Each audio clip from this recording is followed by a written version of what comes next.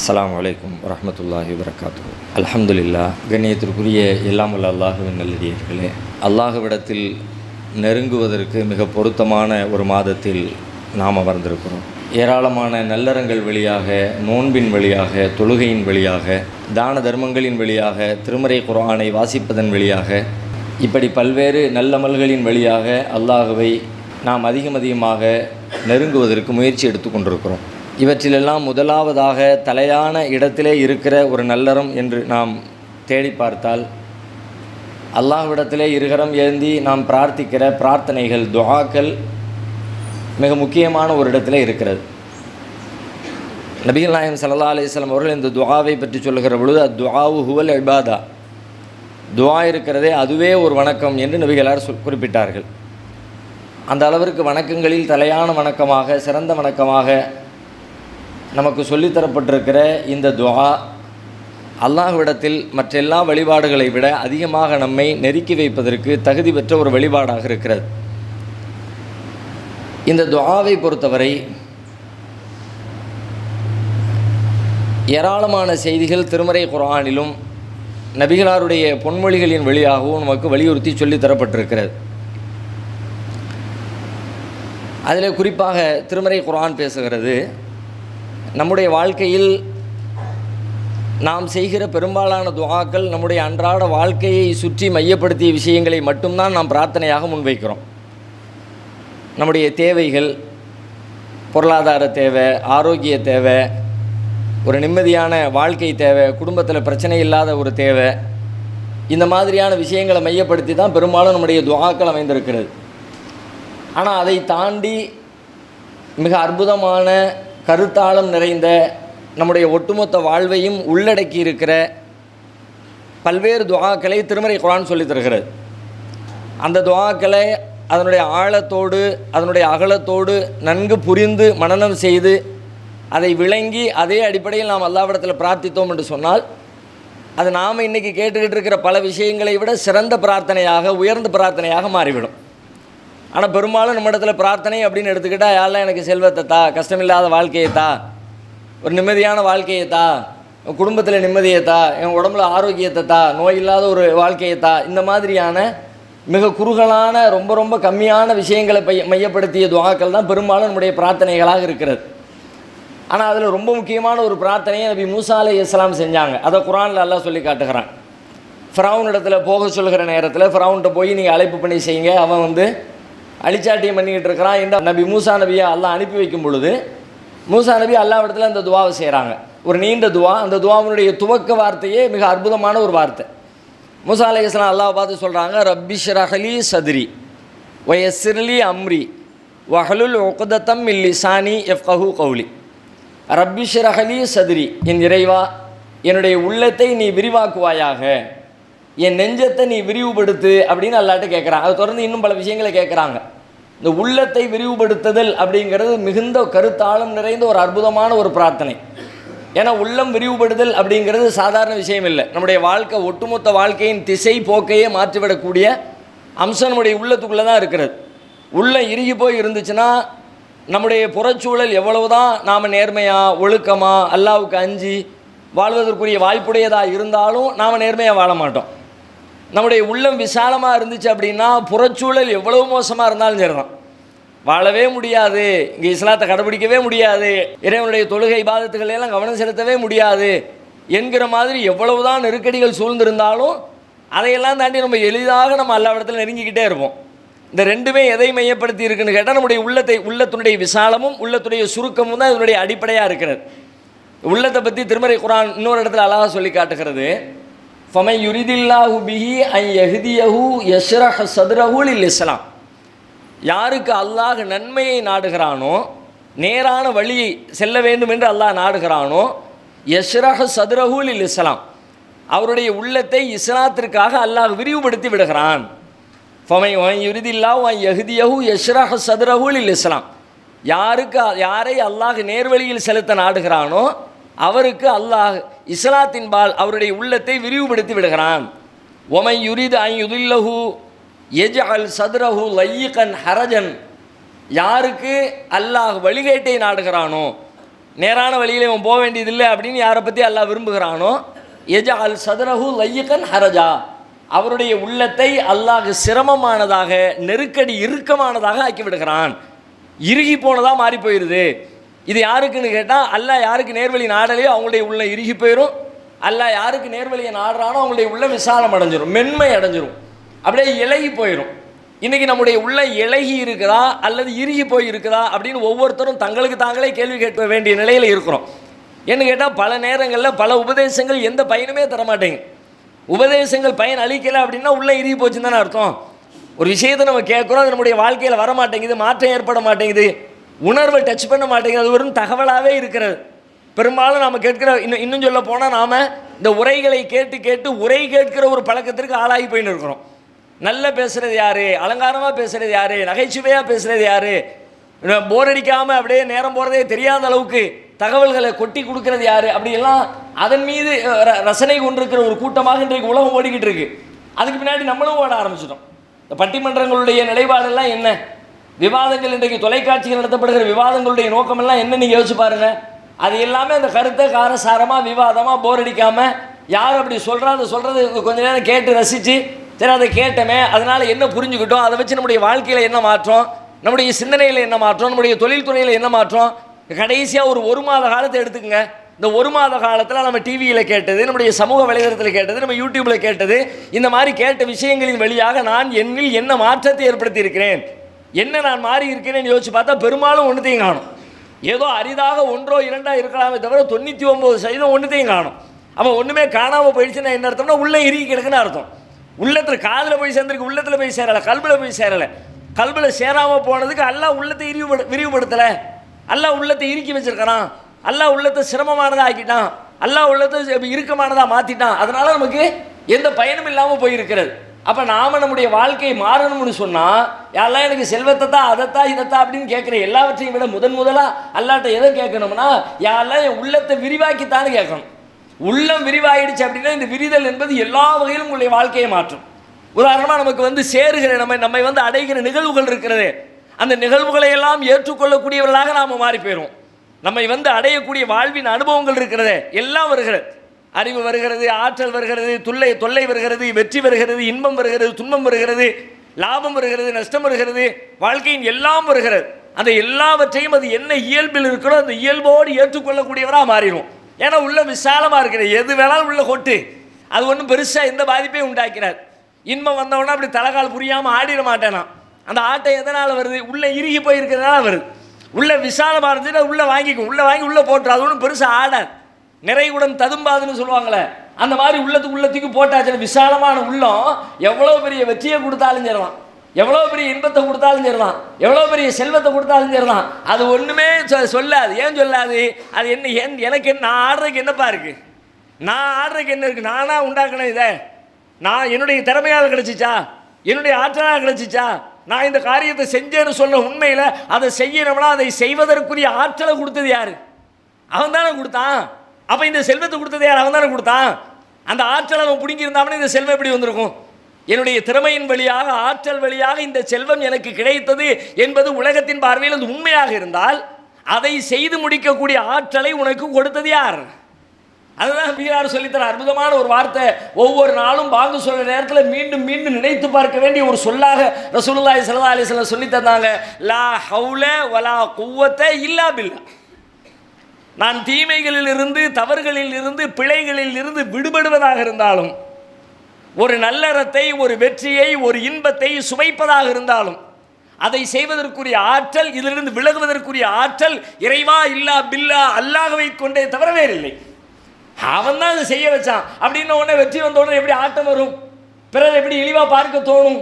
ஒரு தோல்வி வந்த உடனே எப்படி துவண்டு போக தோணும்? வராத. இந்த தோல்வி நானாக உண்டாக்குறது. அவன் தானே இல்லா பில்லா ஹவுல.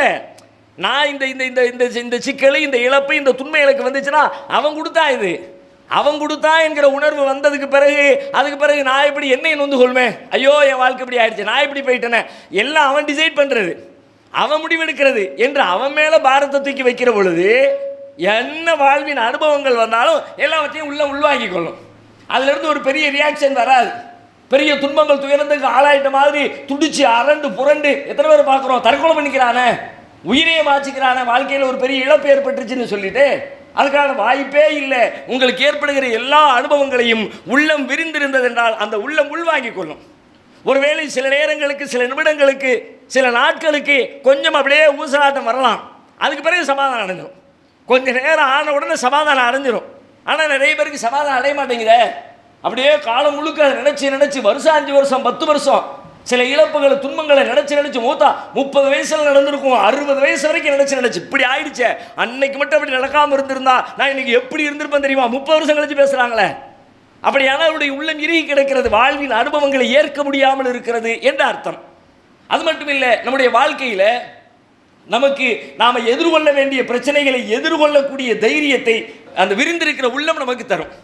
உள்ளம் விரிவடைஞ்சிருச்சு அப்படின்னு சொல்லி சொன்னால் இந்த விஷயத்தை நான் எப்படி ரியாக்ட் பண்ணணும், இதுக்கு எப்படி நான் ரெஸ்பாண்ட் பண்ணணும், இதுக்கு எப்படி நான் பதிலளிக்கணும், இதை எப்படி நான் எதிர்கொள்ளணும் என்கிற அந்த எதிர்கொள்கிற துணிச்சலை, ஆற்றலை, உள்ள பக்குவத்தை விரிந்த உள்ளம் நமக்கு தரும். உள்ளம் அனுபவங்களை ஏற்றுக்கொள்ளும், உள்ளம் எதிர்கொள்கிற ஆற்றலை தரும். உள்ளம் நம்மிடத்தில் இருந்து என்னவெல்லாம் வெளிப்பட வேண்டுமோ அதையெல்லாம் வெளிப்பட வைக்கும். நல்ல எல்லாம் எதெல்லாம் கொடுன்னு சொன்னாலும் எல்லாத்தையும் கொடுப்பேன். இன்னைக்கு என்னால் கொடுக்க முடியல, என்ன காரணம்? அல்லாஹ் எனக்கு கொடுத்தான். அல்லாஹ் எனக்கு செல்வத்தை மட்டும் கொடுக்கல, எல்லாம் எத்தனையோ கொடுத்துருக்கான். அல்லாஹ் கொடுத்துருக்கு எல்லாத்தையும் அல்லாஹ் திரும்ப கொடு, மற்றவங்களுக்கு கொடு அப்படின்னு சொல்கிறான். சிலதை கொடுக்குறேன், பலதை கொடுக்க மாட்டேங்கிறேன், கொடுக்க மனசு வர மாட்டேங்குது. ஆனால் உள்ளம் விரிந்திருந்துச்சுன்னா கொடுன்னு சொன்னோம்னா அல்லாஹ் எதையெல்லாம் கொடுக்க சொன்னால் எல்லாத்தையும் கொடுப்பேன். செல்வத்தை கொடுக்க சொன்னால் செல்வத்தை கொடுப்பேன், நேரத்தை கொடுக்க சொன்னால் நேரத்தை கொடுப்பேன், அன்பை கொடுக்க சொன்னால் அன்பை கொடுப்பேன், கருணையை கொடுக்க சொன்னால் கருணையை கொடுப்பேன், உழைப்பை கொடுக்க சொன்னால் உழைப்பை கொடுப்பேன். என்னதெல்லாம் என்கிட்ட கொடுத்தானோ கொடுத்துவிட்டு இதை அடுத்தவங்களுக்கு கொடுன்னு சொன்னானோ எல்லாத்தையும் கொடுப்பேன். அந்த அளவுக்கு உள்ள விசாலம் எதுவும் என்கிட்ட குறைஞ்சு போயிடாதுப்பான்ற தெளிவை தரும். உள்ளம் விரிஞ்சிருச்சுன்னா அதனுடைய பொருள் என்னன்னு கேட்டால், நான் எதை கொடுத்தாலும் எனக்கு குறையாது. மா நக்கசத்து சதக்கத்து மிம்மால், எந்த ஒரு தர்மமும் உங்களுக்கு வழங்கப்பட்டிருக்கிற செல்வத்தை குறைத்து விடவே செய்யாது. இந்த போதனை நம்முடைய உள்ளத்திலே இறங்குச்சா? இறங்கலையே. இறங்குனா நம்ம எப்படி கொடுப்போம்? மா நக்கசத்து சதக்கத்து மிம்மால், எந்த தர்மமும் உங்கள் செல்வத்தை குறைக்காது. யார் சொல்லுகிற செய்தி? நானோ என்னை போன்ற வேறு யாருமோ சொல்லுகிற செய்தி அல்ல. படைத்த இறைவன் தன் தூதர் வழியாக சொல்லுகிற செய்தி. செல்வம், தர்மம் உன் செல்வத்தை குறைக்காது. யுருவி சதகாத், தர்மம் என்பது உன் செல்வத்தை வளர்க்கும். அது அழிக்கின்ற செயல் அல்ல, அது இழக்கின்ற செயல் அல்ல, அது இல்லாமையை நோக்கி தள்ளுகிற செயல் அல்ல, அது உன்னை மேம்படுத்துகிற செயல், உன் செல்வத்தை வளர்க்கிற செயல். உன் வியாபாரத்திலே முதலீடு செய்கிற பொழுது உன்னுடைய உள்ளம் கசங்குகிறதா? வியாபாரத்தில் முதலீடு பண்ணும்போது கசங்க மாட்டேங்குதுல, தாராளமாக முதலீடு பண்ணுறல. இன்னும் கொஞ்சம் கிடைச்சா அவர்கிட்ட ஒரு 1 லட்சம் வாங்க, இவர்கிட்ட 1 லட்சம், எல்லாத்தையும் வாங்கி போட்டோம்னா இன்னும் நிறைய சம்பாதிக்கலாம். அது மாதிரி தான் இது. யாரு சொல்றா? அல்லாஹ் சொல்றா. யுருபி சதகாத், தர்மம் வளர்க்கும், வியாபாரம் வளர்க்கும். உனக்கு தெரியுது, அதை நீ நம்புற, கண்ணுக்கு முன்னாடி பார்க்கறதுனால நம்புற. ஆனால் படைச்ச ரப்புல் ஆலமீனுடைய சொல்லு உள்ளத்தில் ஏறலை. உள்ளத்தில் ஏறலைன்னு என்ன அர்த்தம்? உள்ள விரிவடையில.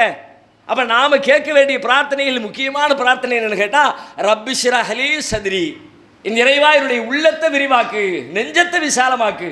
எல்லா பிரச்சனைகளும் சம்மந்தப்பட்டதாக இருக்கும்.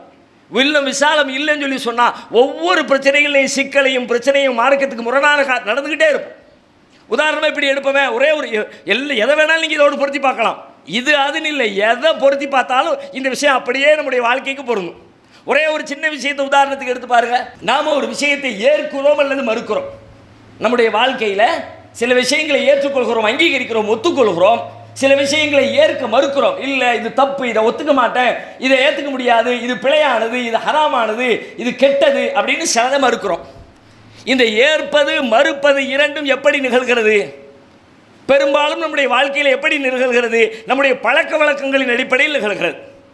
சிறு வயதிலிருந்து நாம் எதை கேட்டு எதை சரி என்று நம்பி இருக்கிறோமோ அந்த நம்பிக்கையின் அடிப்படையில் நிகழ்கிறது.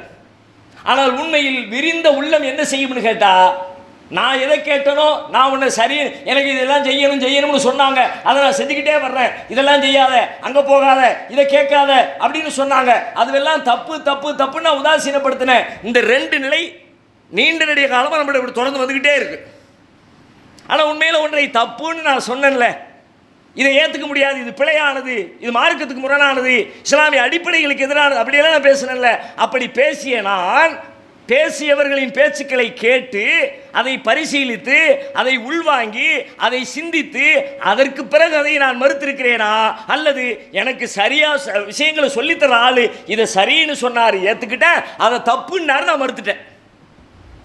இந்த ரெண்டில் எந்த நிலைப்பாடு நம்ம இடத்துல இருக்கிறார்?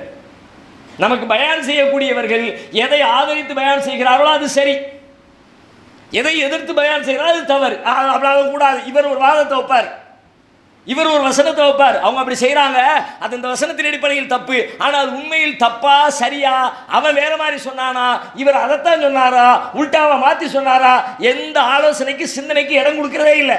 தப்புனா ஆல்ரெடி முடிவெடுத்தாச்சு, மண்டையில் ஏற்றியாச்சு, அது தப்புப்பா, அதெல்லாம் ஹராம்பா, அவங்களோட சேராதப்பா. ஒரு செய்தியை செவியேற்காமலே புறக்கணித்தல் என்பது இறுகி போன வில்லத்தின் வெளிப்பாடு. ஒன்றை மறுக்கிறோம் என்றால் மறுப்பதற்கு அறிவு தேவை, அறிவில்லாமல் மறுக்க முடியாது. அறிவில்லாமல் மறுத்த நம்ம நினைச்சுக்குவோம், அறிவில்லாமல் மறுக்கிற நாம நமக்கு சொல்லிக்கிற செய்தி என்ன தெரியுமா, நம்ம பெரிய அறிவாளி, இது சரி அது தப்பு அப்படின்னு மறுக்கிறது. அதை பற்றி மறுப்பதை பற்றி அறிவே இல்லாமல் அதை மறுத்துப்புட்டு நான் எனக்கு பட்டம் சொல்லிக்கிறேன், எப்படி நான் பெரிய அறிவாளி, எனக்கு எல்லாம் தெரியும், சரி எது தப்பு எதுன்னு தெரியும் அப்படின்னு நான் சொல்லிக்குவேன். ஆனால் உண்மையில் ஒன்றை மறுப்பதற்கு தான் ஆதரிப்பதற்கு இருக்கிற அறிவை விட மறுப்பதற்கு தான் அறிவு அதிகம் தேவை. இந்த காரியம் தப்புன்னு சொல்லணும்னா அந்த காரியத்தை மேலேருந்து கீழே வரைக்கும் நான் பார்க்கணும், படிக்கணும், என்ன வகையில் அது தப்புங்கிறத சிந்திக்கணும். முதல்ல அவன் சொல்லுகிற விஷயத்துக்கு நான் காது கொடுக்கணும். இன்னைக்கு நம்மள பல பேர் எப்படி மாறி போயிருக்கோம்னா, அவன் சொல்றதை கேட்காது, இவன் சொல்றதை கேட்காது, இவன் சொல்றதை கேட்காது, காது கொடுக்காதே என்ற ஒரு நிலைக்கு வந்திருக்கிறவ. இது எப்படிங்க விரிந்த உள்ளவா, இருகின உள்ளம், காது கொடுக்காம இருக்கிறது இருகின உள்ளம். அல்லாஹ் குர்ஆன்ல அழகா சொல்றான், ஒரு நீண்ட வசனம், ஒரு 4-5 வசனம் சூரத்துல் அன்ஃபால். யா அய்யுஹல்லதீன ஆமனு அத்தீஉல்லாஹ வ ரசூலஹு வலா தவல்லவு அன்ஹு அன்தும் தஸ்மவுன். அப்படியே ஒரு 4-5 வசனம் நீங்க எடுத்து படிச்சு பாருங்க. அதுல இடையில ஒரு வர்ற வார்த்தையை மட்டும் நான் சொல்றேன் குறிப்பா, வலவ் அலிமல்லாஹு ஃபீஹிம் கைரன் ல அஸ்மஅஹும். அவர்களிடத்தில் நன்மை இருக்கும் என்றால் அவர்களை அல்லாஹ் கேட்க செய்திருப்பான். அவர்களிடத்தில் நன்மை இருந்திருக்கும் என்றால் அவர்களை அல்லாஹ் கேட்க செஞ்சிருப்பான். அடுத்தவன் சொல்றது அவன் மேல 1000 குற்றச்சாட்டு இருக்கணும். முதல்ல என்ன சொல்றான்னு கேட்கறதுக்கு காது இருந்துச்சுன்னா உன்கிட்ட நன்மை இருக்குன்னு அர்த்தம். கேட்க மாட்டேன்னு நீ போனா உன்கிட்ட நன்மை இல்லை, அல்ல அப்படி ஆக்கிட்டான்னு அர்த்தம். ஒன்று நன்மையே இல்லைனா துளி அளவு நன்மை இருந்தாலும் அதனால் டெவலப் பண்ணியிருப்பான். உன்ட்ட நன்மையே இல்லை, அதனால் உள்ளத்தை எப்படி ஆக்கிட்டான். அவன் சொல்கிறது கேட்காத, இவன் தப்பாக தான் சொல்லுவான், அவன் மிஸ்டேக்காக தான் சொல்லுவான், இவன் இந்த நோக்கத்தில் சொல்லுவான், அவன் அந்த நோக்கத்தில் சொல்லுவான் அப்படின்னு அவன் சொல்கிறது கேட்க விடாமல் காதுகளை மூட வைக்கிறான். பார்த்தீங்கன்னா சைத்தான் செய்கிற வேலை. வலவ் அலிமல்லாஹு ஃபீஹிம் கைரன் ல அஸ்மஅஹும். இன்றைக்கு நாம் மறுக்கிற மார்க்க ரீதியாக, நீங்கள் உலகியல் ரீதியாக பல விஷயங்களை எடுத்துங்க, மார்க்க ரீதியாக எத்தனை விஷயங்களை இது தப்பு இது தப்பு இது தப்புன்னு மறுக்கிறோமோ, மறுக்கின்ற அத்தனை பேருக்குமே ஏன் மறுக்கிறேன் எப்படி மறுக்கிறேன் என்கிற தெளிவு இருக்கிறதா உங்களுக்கு நீங்களே கேட்டுங்க.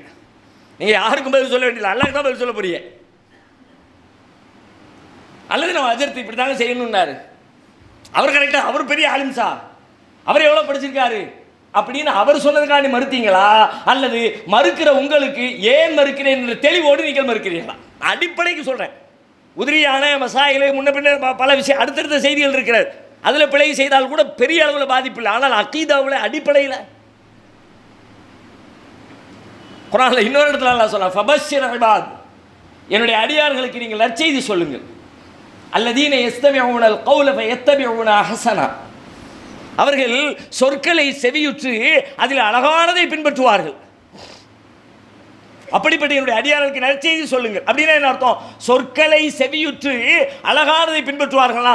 அழகான சொல்ல மட்டும் அவன் கேட்கல, அழகானதையும் கேட்டிருக்கிறான், அழகற்றதையும் கேட்டிருக்கிறான், சரியானதையும் கேட்டிருக்கிறான், தப்பானதையும் கேட்டிருக்கிறான். ஆனால் அதில் கேட்டதில் ஃபில்டர் பண்ணி ஃபயத்தபிஊன அஹ்ஸனா, நல்லதை மட்டும் எடுத்து ஃபாலோ பண்ணுவாங்க.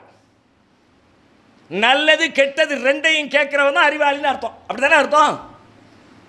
நான் நல்லதை மட்டும் கேட்பேன், அது நல்லதுன்னு உங்களுக்கு உத்தரவாதம் கொடுத்தது கேட்டால் தானே தெரியும். நான் இந்த தௌஹீத் ஆலிம்ஸா பேசுறது மட்டும் தான் கேட்பேன், அதுதான் கரெக்ட்னு உங்களுக்கு உத்தரவாதம் எப்படி தெரியும்? சொல்லிட்டு இன்னும் சொல்றான், இவர்கள் தான் அல்லாஹ்வுடைய நேர்வழியில் இருக்கிறவர்கள், இவர்களே அறிவாளிகள். இப்போ நம்ம அறிவாளியா இல்லையா நமக்கு நாமே கேட்டுக்க வேண்டியதான், நம்மளே முடிவெடுத்துக்க வேண்டியதான். ஆகையினால் அல்லாஹ்விடத்தில் நாம் கேட்க வேண்டிய பிரார்த்தனைகள் மிக முக்கியமான ஒரு பிரார்த்தனை, ரப்பி ஷ்ரஹ்லி சத்ரி, என் இறைவா என் நெஞ்சத்தை விரிவாக்கி என்று கேளுங்கள். எல்லா விஷயத்திலும் அல்லாஹ் நெஞ்சை விரிவாக்கி நம்முடைய வாழ்வை சிறப்பாக்கி வைத்து அருள் புரிவானாக.